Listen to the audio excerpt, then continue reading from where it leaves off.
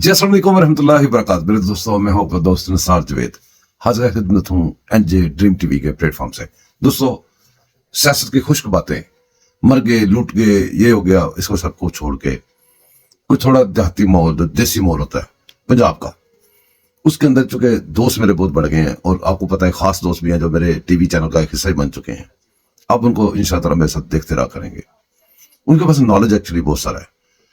तो मैं चाहता हूं कि आपको हर तरफ नजर रखें, हम मिलके हर तरफ की आपको खबर दी जाए और हर तरफ की खबरों से आप आगाह रहें। मौसम है, गंदम खत्म हो गई, गंदम काश्त हो, वो कटाइयां हो गई, सब कुछ हो गया। मार्केट में प्राइसें अप डाउन होती रही, बाइंग हो गई, ये हो गया, वो हो गया, बड़ी बातें आपने सुनी, चलता रहा मसला। कुछ लोगों ने बेची नहीं, कुछ लोगों ने बेच दी, बस वो अपने सारी खबरें सुनते रहते हैं। लेकिन कुछ ऐसी इन्फॉर्मेशन होती है जो हर बंदे को, हर डिफरेंट लोगों को डिफरेंट इन्फॉर्मेशन चाहिए होती है। तो इसलिए मैं ऐसी उनसे इन्फॉर्मेशन निकलवानी चाहता हूँ आपके सामने कि गंदम के बाद कौन सी फसल आएगी, कौन कौन सी फसल लग सकती है गंदम के बाद, किस चीज का वेदर है, कौन से एरिया में क्या चीज ठीक रहती है, ये सारी चीजें उनके साथ हम डिस्कस करेंगे। गांव का सादा माहौल, छोटा शहर पाकपतन, और वही हमारे दोस्त अरशद अली अफरीदी साहब, उनसे हमने राब्ता किया हुआ है। बस उनसे जितने सवाल आते हैं जो मैं पहले रख चुका हूं, उनको उनको बता चुका हूं कि मैंने ये सवाल आपसे पूछने बजाय आपका टाइम जाया करूं, वो मैंने बता दिया है। उनसे सलाम करते हैं, वो आपको सारी बातें बता देंगे। उस सारी जवाबों को एक ही जगह पे आपको बता देते हैं। इस तरह मेरा टाइम बच जाएगा, तो मुझे इजाजत दें। लेकिन ये मेरे भाई हमारे अरशद अली अफरीदी साहब की बातें सुन के जाइएगा। मेरी तरफ से आपको अल्लाह हाफिज। इनकी बातें आपने सुन के जानी है। वालेकुम सलाम जी सर।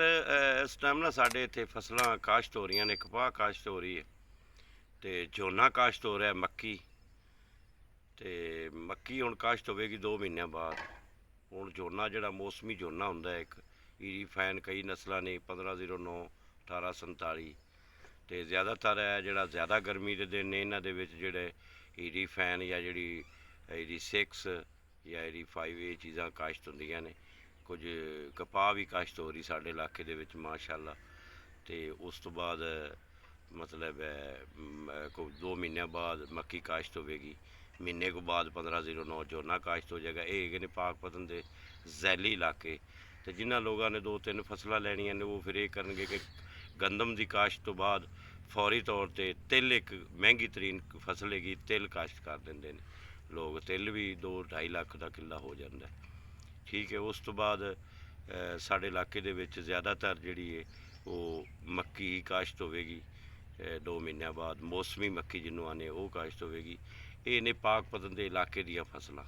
उस तो बाद जनाब जिहड़े बावल नगर के इलाके अजकल ज़्यादा तेल ही होंदे ने, क्योंकि ज़्यादा इलाका उन्होंने खाली पिया रहिंदा है।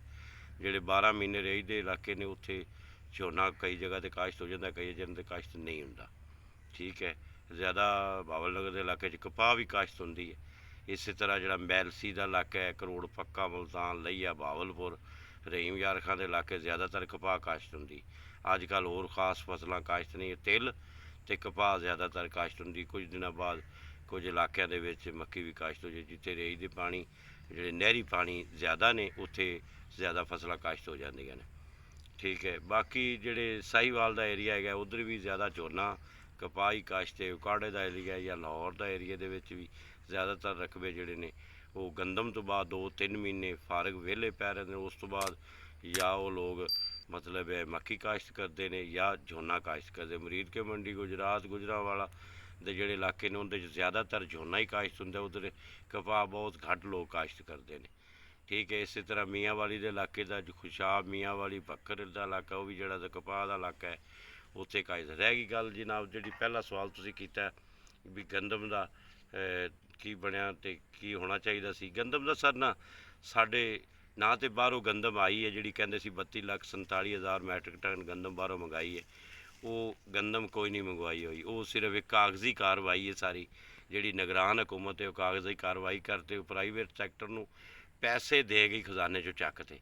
प्राइवेट सैक्टर ने की किया, ਵੀ ਪ੍ਰਾਈਵੇਟ ਸੈਕਟਰ ਨੇ ਜਨਾਬ ਜਿਹੜੇ ਪੰਜਾਬ ਦੇ ਮੁਖਤਲਿਫ ਬੜੇ ਆੜਤੀ, ਬੜੇ ਸਟਾਕੀਏ, ਬੜੇ ਜਿਹੜੇ ਨੇ ਆੜਤੀਏ, ਬੜੇ ਮਤਲਬ ਬਲੈਕ ਮਾਫੀਆ ਜਿਹਨੂੰ ਕਹਿੰਦੇ ਆ, ਉਹਨਾਂ ਜਿਹੜੀ ਹੈਗੀ ਹੈ ਕੀ ਉਹਨੂੰ ਸੱਦੇ ਨੇ ਜਿਹੜੇ ਜਿਨ੍ਹਾਂ ਨੇ ਪੈਸੇ ਨਿਗਰਾਨ ਹਕੂਮਤ ਕੋਲੋਂ ਲੈ ਸੀ, ਜਿਨ੍ਹਾਂ ਨੂੰ ਕਹਿੰਦੇ ਪ੍ਰਾਈਵੇਟ ਸੈਕਟਰ ਨੇ, ਜਿਨ੍ਹਾਂ ਨੇ ਬਾਹਰੋਂ ਗੰਦਮ ਮੰਗਵਾਉਣੀ ਸੀ, ਉਹਨਾਂ ਨੇ ਉਹ ਪੈਸਾ ਤਕਸੀਮ ਕਰ ਦਿੱਤਾ ਆਦੇ ਆੜਤੀ ਹਜ਼ਰਾਤ ਨੂੰ, ਜਿਹੜੇ ਬੜੇ ਬੜੇ ਤਾਜਰ ਸਨ, ਬੜੇ ਬੜੇ ਬਲੈਕੀਏ, ਬੜੇ ਬੜੇ ਸਟਾਕੀਏ।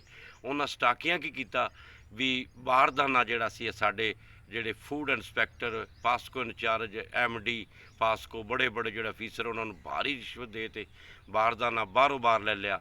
ਸਾਡੇ ਪਾਸਕੋ ਸੈਂਟਰਾਂ ਨੂੰ ਬਾਰਦਾਨਾ ਮਿਲਿਆ ਹੀ ਨਹੀਂ, ਫੂਡ ਸੈਂਟਰਾਂ ਨੂੰ ਬਾਰਦਾਨਾ ਮਿਲਿਆ ਹੀ ਨਹੀਂ। ਉਹ ਬਾਹਰੋਂ ਬਾਹਰ ਆੜਤੀਆਂ ਬਲੈਕ ਮਾਫੀਆ ਨੇ ਬਾਰਦਾਨਾ ਲੈ ਤੇ ਜਨਾਬ ਉਹ ਸਾਡੀ ਹੀ ਗੰਦਮ ਸਾਡੇ ਕੋਲੋਂ ਹੀ ਜਿਹੜਾ 3900 ਰੁਪਏ 'ਚ ਬੁੱਕ ਹੋਣੀ ਸੀ, ਉਹ ਸਾਡੇ ਕੋਲੋਂ ਉਹਨਾਂ ਨੇ ਗੰਦਮ ਲਈ ਹੈ 2500, 2600, 2800, 3000 ਐਂਡ ਤੱਕ। ਉਹਨਾਂ ਨੂੰ ਫਾਇਦਾ ਹੋਇਆ ਕਿ ਉਹਨਾਂ ਨੇ ਦਿੱਤਾ 500 ਰੁਪਏ ਜਾਂ 700 ਰੁਪਏ ਬੋਰੀ ਦਾ, 300 ਰੁਪਏ ਪਰ 40 kg ਖਰਚਾ ਆਇਆ ਉਹਨਾਂ ਦੇ ਬਾਰਦਾਨਾ ਮੁੱਲ ਲੈਣ ਦਾ। ਉਹਨਾਂ ਨੇ ਮਣ ਦੇ ਉੱਤੇ 750 ਰੁਪਏ ਖਰਚਾ ਕੀਤਾ ਤੇ ਉਹਨਾਂ ਨੇ ਮਣ ਦੇ ਉੱਤੋਂ ਸਾਡੇ ਜ਼ਿਮੀਂਦਾਰਾਂ ਕੋਲ ਕਮਾਇਆ 1700 ਰੁਪਈਆ। 700 ਖਰਚਾ ਕੱਢ ਤੇ 1000 ਰੁਪਇਆ ਪਰ ਬੋਰੀ ਜਿਹੜੇ ਬਲੈਕ ਮਾਫੀਆ ਨੇ ਸਾਡੇ ਜ਼ਿਮੀਂਦਾਰ ਕਾਸ਼ਤਕਾਰ ਭਾਈਆਂ ਨੂੰ ਨੁਕਸਾਨ ਕੀਤਾ, ਜਿਹੜਾ ਕਿ ਸਾਡੇ ਕਿਸੇ ਵੀ ਲਿਹਾਜ਼ ਨਾਲ ਇਹਦਾ ਮੈਂ ਇਹੀ ਕਹਾਂਗਾ ਜੀ। ਵੇਖੋ ਗੱਲ ਇਹ ਭਾਵੇਂ ਗੌਰਮੈਂਟ ਸਾਡੀ ਮੁਸਲਿਮ ਲੀਗ ਨੂਨ ਦੀ ਹੈ ਪੰਜਾਬ 'ਚ ਵੀ ਤੇ ਮਰਕਜ਼ 'ਚ ਵੀ, ਮੈਂ ਇਹ ਨਿਗਰਾਨ ਹਕੂਮਤ ਨੇ ਬੇਸ਼ੱਕ ਸੌਦਾ ਕੀਤਾ ਸੀ, ਇਹ ਪੰਜਾਬ ਜਿਹੜੀ ਮੁੰਤਖਬ ਹਕੂਮਤ ਸੀ ਇਹਨੂੰ ਹੱਕ ਹਾਸਲ ਸੀ, ਉਹਨਾਂ ਦਾ ਸੌਦਾ ਕੈਂਸਲ ਵੀ ਕਰ ਸਕਦੀ ਜਦੋਂ ਗੰਦਮ ਬਾਹਰੋਂ ਆਈ ਹੀ ਨਹੀਂ ਸੀ। ਤੇ ਇਹਨਾਂ ਨੂੰ ਚਾਹੀਦਾ ਸੀ ਕਿ ਸਾਡੀ ਗੰਦਮ ਜਦੋਂ ਸਾਡੇ ਕੋਲ ਵਪਾਰੀ ਹਜ਼ਰਾਤ ਸਸਤੀ ਲੈ ਰਹੇ ਸੀ ਮਤਲਬ ਤੇ ਇਹਨਾਂ ਨੂੰ ਚਾਹੀਦਾ ਸੀ ਬਾਰਦਾਨੇ ਤੇ ਫੌਰੀ ਚੈੱਕ ਐਂਡ ਬੈਲੈਂਸ ਲਾਉਣ ਦੇ, ਬਾਰਦਾਨਾ ਕਾਸ਼ਤਕਾਰਾਂ ਨੂੰ ਯਕੀਨੀ ਬਣਾ ਦੇ ਤੇ ਸਾਡੀ ਜਾਨ ਛੁੱਟਦੀ ਇਹਨਾਂ ਬਲੈਕ ਮਾਫੀਆ ਤੋਂ, ਤੇ ਅਸੀਂ ਜ਼ਿਮੀਂਦਾਰ ਕਾਸ਼ਤਕਾਰ ਭਾਈਆਂ ਦਾ ਕੁਝ ਫਾਇਦਾ ਹੋ ਜਾਵੇ। ਕੋਈ ਗੱਲ ਨਹੀਂ, ਅੱਲਾ